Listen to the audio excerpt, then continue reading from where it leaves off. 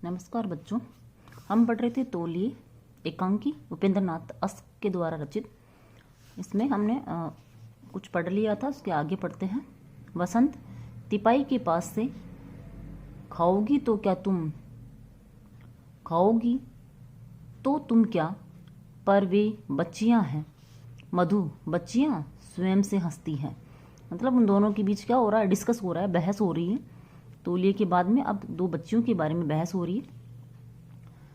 वसंत उसके व्यंग्यों को सुना अनसुना करके तिपाई पर बैठते हुए, तिपाई यानी 3 पैरों वाला जो बैठने का स्थान है, उस पर हंसना उनका स्वभाव है। वे हंसेंगी तो बेबात की बात पर हंसेंगी, मतलब बिना बात के ही वो हंसेंगी। और तुम्हारा एटिकेट बस दबे दबे घुटते घुटते फिरो। है बेचारी से सिर हिलाकर उठाता है, मतलब बेचारी यानी लाचारी से। किसके लिए? कि तुम्हारे तो जो नियम बने हुए हैं उनके हिसाब से दबे दबे घुटे घुटे रहो, लेकिन जो बच्चियां हैं वह तो क्या बिना बात की भी क्या करेंगी, हंसेंगी। जो आदमी जी भरकर खा पी नहीं सकता, हंसा नहीं सकता, वह जीवन में कर ही क्या सकता है। चिंताओं और आपत्तियों के बंद नहीं क्या कम है, जो जीवन को शिष्टाचार की बेड़ियों से जकड़ दिया जाए। कि जीवन में ऐसे ही बहुत सी चिंताएं हैं, बहुत सी आफतें हैं, फिर भी तुम और क्या चिंताओं और आफतों को मोल लिए रहती हो। फिर शिष्टाचार के नाम पर तुम अपने जीवन को किसमें जकड़ रही हो, बेड़ियों में जकड़ रही हो। यह न करो, वह न करो, ऐसा न बोलो, वैसे न बोलो, इन आदेशों का कहीं अंत भी है। मधु चुप रहती है। वसंत और फिर तुम्हारे इस शिष्टाचार में वह स्निग्धता कहाँ है, चिकनापन या शांति कहाँ है। तुम्हारे आने से पहले मैं देव और नारायण एक ही लिहाफ में बैठ जाती थी, मतलब रजाई जो होती है तो कंबल होती है उसमें। जरा कल्पना तो करो, सर्दियों की सुबह और शाम एक ही चारपाई पर, एक ही रजाई घुटनों पर ओढ़े 4-5 मित्र बैठे हैं, गप्पे चल रही हैं, सुख दुख की बातें हो रही हैं। वहीं चाय आ जाती है, साथ साथ बातें होती हैं, साथ साथ चुस्कियाँ लगती हैं, चाय पी जाती है। इस कल्पना में कितना आनंद है, कितनी स्निग्धता है। वह अब मित्र आते हैं, अलग अलग कुर्सियों पर बैठ जाते हैं, एक दूसरे पर बोझ मालूम होता है। मतलब जो दोस्त आते हैं अब केवल क्या बच गई है, फॉर्मेलिटीज बच गई है। अब वह अपनापन उन देखने को नहीं मिलता। जोश से चिड़िया तक तो फटकने नहीं देती तुम बिस्तर के पास। मैं तो इस तकल्लुफ में घुटा जाता हूँ, तकल्लुफ परेशानी में जाकर कुर्सी पर बैठ जाता है और हजामत का सामान ठीक से रखने लगता है। मधु मैं तकल्लुफ क्या, मैं स्वयं पसंद नहीं करती, पर जब दूसरों को सफाई का कुछ भी ख्याल न हो तो विवश हो इससे काम लेना पड़ता है। आप ही बताइए, कितने लोग हैं जिन्हें सफाई की आदत है, कितने हैं जो हमारी तरह पांव धोकर रजाई में बैठते हैं। बसंत वहीं से पांव धोने की मुसीबत रजाई में बैठने का लुप्त ही किरकिरा कर देती है। मतलब किरकिरा यानी जो लुप्त रजाई में बिना पांव धोए बैठने में आता है, मजा आता है, वह मजा उसमें पांव धोने से नहीं आता। मधु कुत्ता भी बैठता है तो दुम हिलाकर बैठता है, मनुष्य स्वभाव से ही स्वच्छता का प्रेमी है। मैं गंदे लोगों से घृणा करती हूँ। फिर स्वेटर बुनने लगती है। वसंत मुड़कर, घृणा यही तो मैं कहता हूँ, तुम्हें मुझसे घृणा है, मेरे स्वभाव से घृणा है, तुम्हारा वातावरण मेरे वातावरण से घृणा करता है। मधु उसी विशेली हंसी के साथ, आप कह सकते हैं वसंत, तुम्हें मेरी हर बात से घृणा है, मेरे खाने पीने से, उठने बैठने से, हंसने बोलने से। मैं जब हंसता हूँ सीना फुलाकर हंसता हूँ, और इसीलिए उसी और निम्मो जो लड़कियां हैं उनके लिए कह रहे हैं। मधु स्वेटर को फेंककर आपने फिर उसी और निम्मो की कथा छेड़ी। मुझे हंसना बुरा नहीं लगता, पर समय का भी ध्यान होना चाहिए। उस दिन पार्टी में आते ही उसी ने मेरे कान पर चुटकी ले ली और निम्मो ने मेरी आंखें बंद कर ली। कोई समय था उस तरह हंसी मजाक का। मुझे हंसी मजाक से घृणा नहीं, अशिष्टता से घृणा है। अशिष्टता यानी समय देखना चाहिए, शिष्टाचार के साथ रहना ही मुझे क्या है, पसंद है। बसंत उसी मधु पढ़ले सीरे की अशिष्ट और असभ्य लड़की है। मदन की वर्षगांठ के दिन वे सब आए थे। निम्मो इतनी चंचल लड़की है, पर वह तो बैठ गई, और एक और यह नवाबजादी सैंडल समेत आ बैठी मेरे सामने, टांगे पसारे, और उसके गंदे सैंडल मेरी साड़ी के बिल्कुल समीप आ गए। आप इस अशिष्टता को शौक से पसंद करें, मैं तो इसे कदापि पसंद नहीं कर सकती। जिसे बैठने उठने बोलने का सलीका नहीं, वह मनुष्य क्या पशु है। बसंत गरज कर, पशु? तो तुम मुझे पशु समझती हो। तुम मनुष्य की प्राकृतिक भावनाओं को बांध कर रखना चाहती हो, मतलब जो प्रकृति ने प्रदान की हैं उन भावनाओं को कठिन सिद्धांतों की बेड़ियों में, ताकि उसकी रूह ही मर जाए, रूह यानी आत्मा ही मर जाए। मुझे ये सब पसंद नहीं और इसलिए तुम मुझसे घृणा करती हो। तुम्हारी इस विषाक्त हंसी में मैं जानता हूँ कितनी घृणा छिपी है, और मुझे डर है कि किसी दिन मैं सचमुच पशु न बन जाऊं। मेरा जी चाहता था कि इस जलील से तौलिए को, मतलब बेकार से तौलिए को उठाकर बाहर फेंक दूं, और मेरा जी चाहा करता है कि मैं तुम्हारी इस हंसी को उनका गला घोट दूं। घृणा तुम मेरी हर बात से करती हो, मुझे पशु समझती हो। मधु स्वेटर उठाते हुए भरे गले से, आप नाहक हर बात को, मतलब बेकारी हर बात को अपनी ओर ले जाते हैं। अपनी कल्पना से मेरे दिल में वे बातें देखते हैं जो मैं स्वप्न में भी नहीं सोचती। मुझे आपसे घृणा है या नहीं, इसे मैं ही जानती हूँ, पर आपको मुझसे जरूर घृणा है। आपने मुझसे शादी कर ली, मैं जानती हूँ क्यों कर ली, यह भी जानती हूँ, लेकिन विवाह के लिए आपका तैयार हो जाना यह नहीं बताता कि आपको मुझसे नफरत नहीं। इसका क्रोध चाहे आप मेरी सफाई पर निकालें, चाहे मेरी पोशाक पर या स्वभाव पर। बसंत तुम?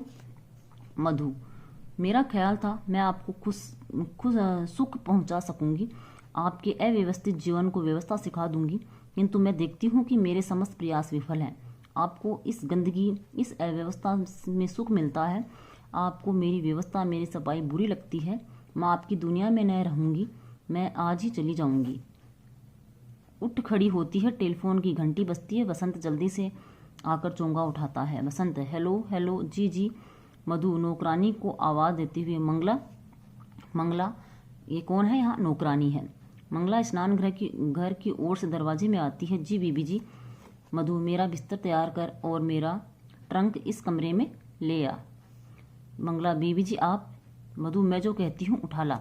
मंगला चली जाती है। बसंत जी जी बहुत अच्छा कहते हुए चोंगा रख देता है और हंसता हुआ आता है। बसंत मैं कहता हूँ तुम अपना सामान बांधने की सोच रही हो, ट्रंक यहाँ किसके लिए है? जो सूटकेस होता है उसके लिए, जो बैग। पहले मेरा सामान तो ठीक कर दो, मुझे पहली गाड़ी से बनारस जाना है। अभी साहब ने आदेश दिया है, अपना सामान बाद में बांधना। हंसता है। पर्दा गिरता है। कुछ क्षण बाद पर्दा फिर उठता है। कमरा वही है, सामान भी वही है, सिर्फ इतना अंतर है कि जहाँ मेज़ थी वहाँ एक पलंग बिछा है और टेलीफोन उसके सिराने एक तिपाई पर रखा है। मेज ड्रेसिंग टेबल की जगह चला गया है और श्रृंगार की मेज अपनी कुर्सी के साथ दाएं कोने में सरक गई है। मतलब व्यवस्था है वो बदल दी गई है। पलंग पर मधु लिहाफ घुटनों पर लिए दीवार के सहारे अनमनस्क सी आधी बैठी आधी लेटी है, अनमनस्क बिना मन के। कुछ क्षण बाद वह कैलेंडर की ओर देखती है। उसकी दृष्टि का अनुसरण करते हुए मालूम होता है कि जनवरी का महीना है और नया साल चढ़ गया है। इसका मतलब यह है कि मधु को हम 2 महीने बाद देख रहे हैं। बाहर का दरवाजा खुला है और तीखी हवा अंदर आ रही है। लिहाफ को कंधों पर खींचते हुए मधु नौकरानी को आवाज़ देती है, मंगला मंगला। लेकिन आवाज़ इतनी हल्की है कि शायद मंगला तक नहीं जाती। मधु रजाई लेकर लेट सी जाती है। कुछ क्षण बाद मंगला स्वयं ही आती है। बीबी जी यह आप उदास उदास क्यों हैं? मधु लेटे लेटे जरा सिर उठाकर, मंगला यह किवाड़ बंद कर दो, बर्फ सी हवा अंदर आ रही है। मंगला किवाड़ बंद करते हुए, मेरी बात का उत्तर नहीं दिया आपने बीबी जी। मधु यूं ही कुछ तबीयत उदास है मंगला। मंगला कोई पत्र आया बाबूजी का? मधु आया था, शायद आज कल में आ जाए।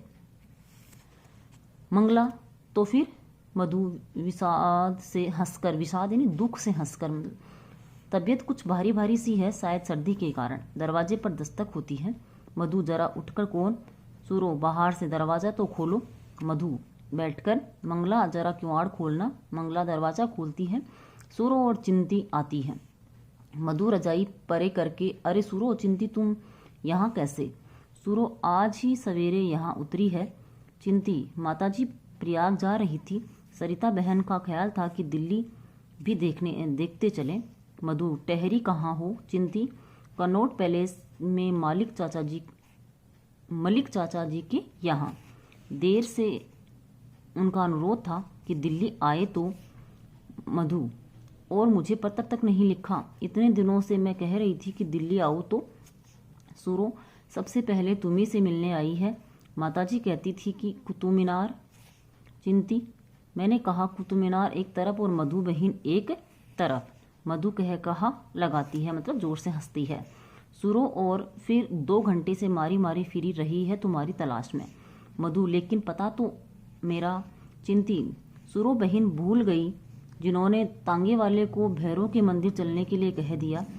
मधु आश्चर्य से, भैरों के मंदिर?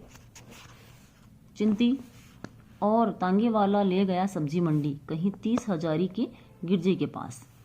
मधु गिरजे के पास, जोर से कहका लगाती है। चिंती अपनी बात जारी रखते हुए, तब उन्हें ख्याल आया कि मंदिर तो हनुमान का है। फिर नई दिल्ली वापस आई।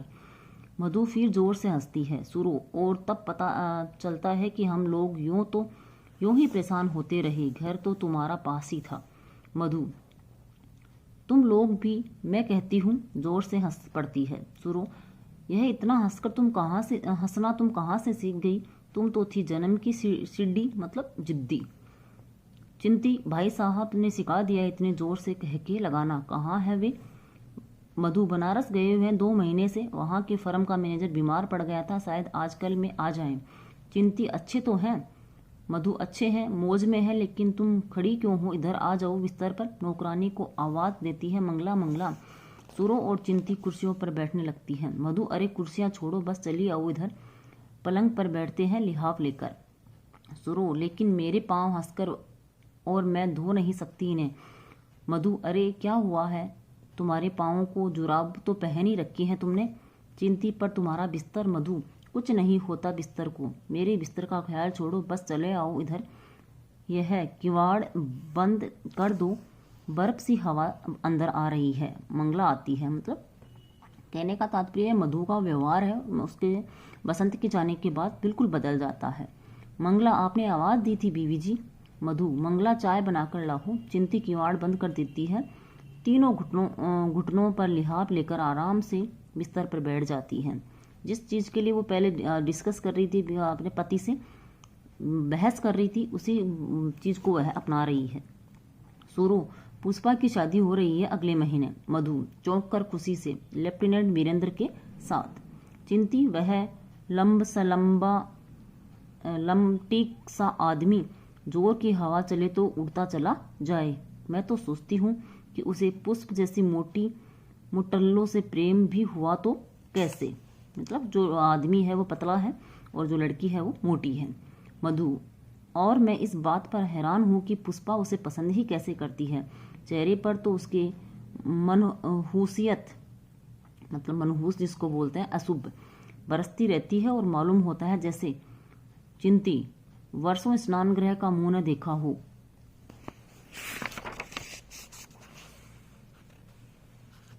सब हंसती है। मंगला चाय की ट्रे लाती है। मंगला, कहाँ लगाऊं चाय बीबी जी? मधु, वहाँ मेज पर रख दो और एक एक प्याला बनाकर हमें दो। यह तिपाई सरकाकर इस पर बिस्कुट रख दो।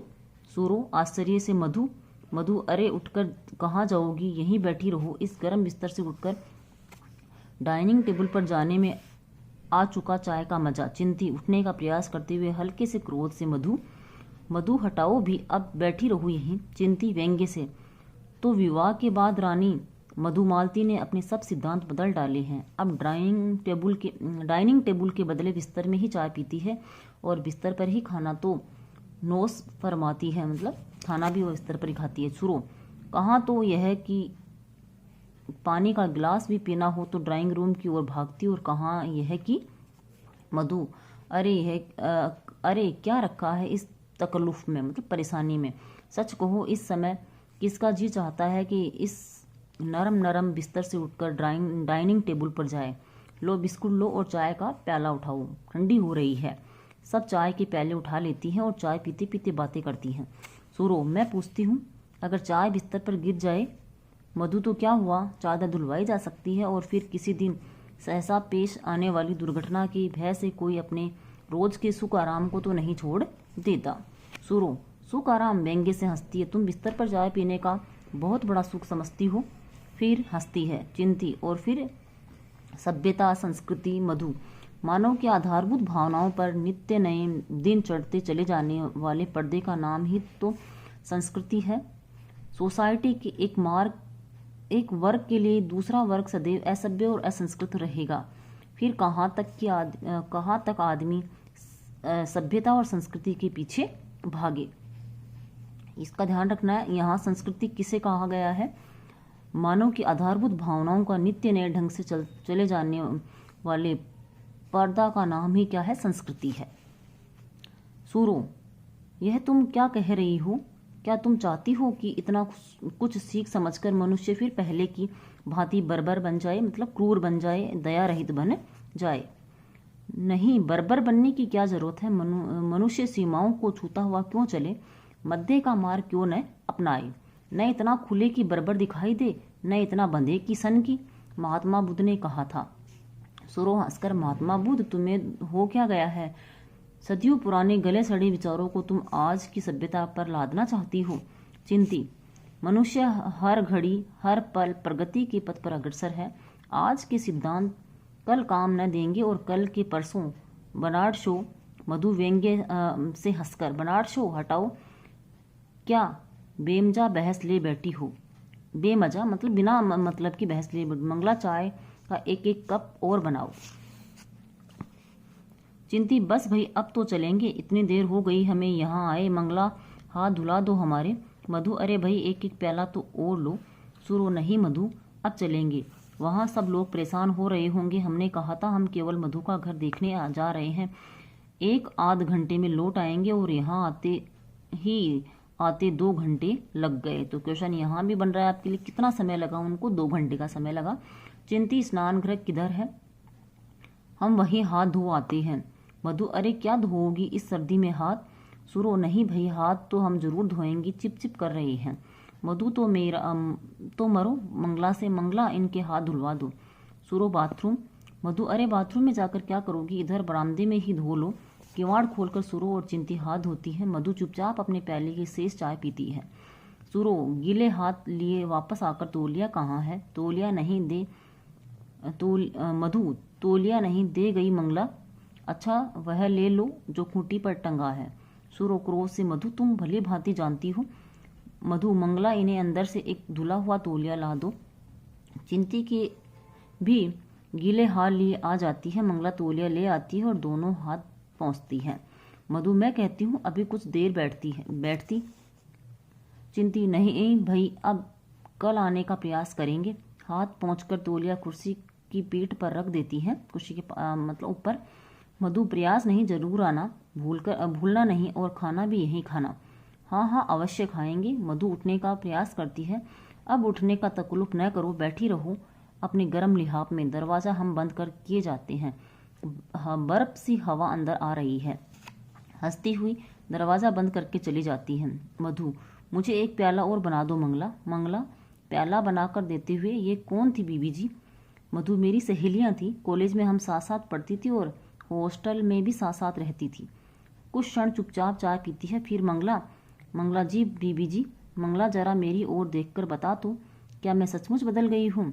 मंगला चुप रहती है, जैसे अपने आप से। मेरी सहेलियाँ कहती हैं मैं बदल गई हूँ, पड़ोसी ने भी कहती है, मेरी ओर जरा देखकर तो बता तो मंगला, क्या मैं वास्तव में बदल चुकी हूँ? मंगला, मैं तो आठों पहर आपके पास रहती हूँ बीबी जी, मैं क्या जानूँ? मधु अपनी बात जारी रखते हुए, मेरी आंखों में देखकर बता। मंगला, क्या ये बदल सकी है? इनमें घृणा की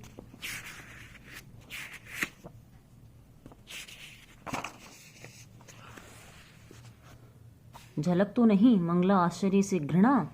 मधु, मेरे व्यवहार में तकल्लुफ और बनावट तो नहीं? मंगला उसी आश्चर्य से, बनावट, तकल्लुफ? मधु, तकल्लुफ, बनावट, नफरत, तीनों को मैं अपने दिल से निकाल देना चाहती हूँ, जैसे अपने आप से। 2 महीने पहले वे इसी बात पर मुझसे लड़कर चले गए थे। मंगला, क्या कह रही हैं बीवी जी आप? बाबूजी तो? मधु सुनने में देखते हुए, उनका क्रोध अभी तक नहीं उतरा। इन 2 महीनों में उन्होंने मुझे एक पत्र भी नहीं लिखा। मंगला, एक पत्र भी नहीं लिखा? लेकिन मधु व्यंग्य से, मैं कुशल से हूँ, अपनी कुशलता का पता देना, या मैनेजर बीमार है, जो ही स्वस्थ हुए चला आऊँगा, इन्हें तुम पत्र लिखना कहती होगी। वे मुझसे नाराज हैं, उनका ख्याल है कि मैं उनसे घृणा करती हूँ। मंगला कुछ भी समझने में असफल होते हुए घृणा घृणा। मधु यदि मैं बचपन से ही ऐसे वातावरण में पली हूँ जहाँ सफाई और सलीके का बेहद ख्याल रखा जाता है, तो इसमें मेरा क्या दोष है। लगभग भरे हुए गले से वे सफाई और व्यवस्था की मेरी इच्छा को घृणा बताते हैं। मैं बहुतेरा प्रयत्न करती हूँ, मतलब बहुत ज़्यादा प्रयत्न करती हूँ कि इस सब सफाई वफाई को छोड़ दूँ, इन तकल्लुफ़ात को तिलांजलि दे दूँ, मतलब उनको इनका अंत कर दूँ। पर अपने इस प्रयास में कभी कभी मुझे अपने आप से घृणा होने लगती है। लंबी सांस भरकर, बचपन से जो संस्कार मैंने पाए उनसे मुक्ति पाना मेरे लिए उतना आसान नहीं। अचानक दृढ़ता से, पर नहीं, मैं इन सब वहमों को छोड़ दूंगी। जो मेरे अंदर वहम है, बिना वजह की ही बातें हैं, उनको छोड़ देगी। पुरानी आदतों से छुटकारा पा लूंगी। वे समझते हैं मैं उनसे नफरत करती हूँ। मंगला आप क्या कह रही हैं बीवी जी? मधु वे समझते हैं मैं उनसे, उनके स्वभाव से, उनके वातावरण से, उनकी हर बात से घृणा करती हूँ।